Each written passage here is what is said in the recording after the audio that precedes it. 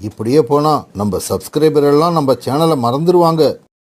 காலுஜி, போன மாசம் நம்ம கூட்டுக்கும் பக்கத்துல குடியிருந்த பறவையோட கூடு கீழே விழுந்து அதுல இருந்த 2 குழந்தைங்க இறந்து போனதை வீடியோ எடுத்து போட்டோமே, ஞாபகம் இருக்கா?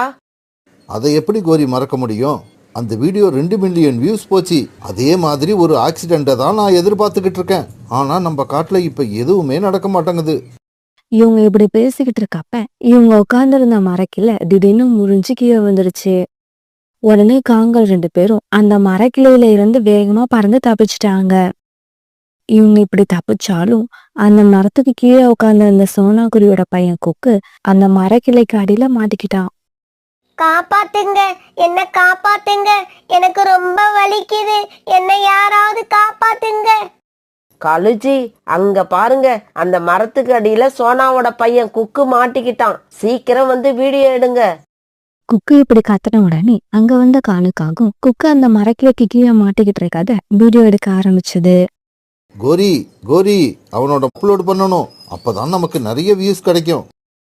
உடனே காலுக்காகவும் கோரிக்காகவும் அந்த இடத்த விட்டு வேகமா பறந்து போனாங்க. இத பார்த்த மற்ற பறவைகளும் வீடியோவை எடிட் பண்றதுக்காக அந்த இடத்த விட்டு பறந்து போயிட்டாங்க. அந்த சமயத்துல ஒரு வயதான பறவையோட கண்ணாடி கீழே விழுந்துடுச்சு.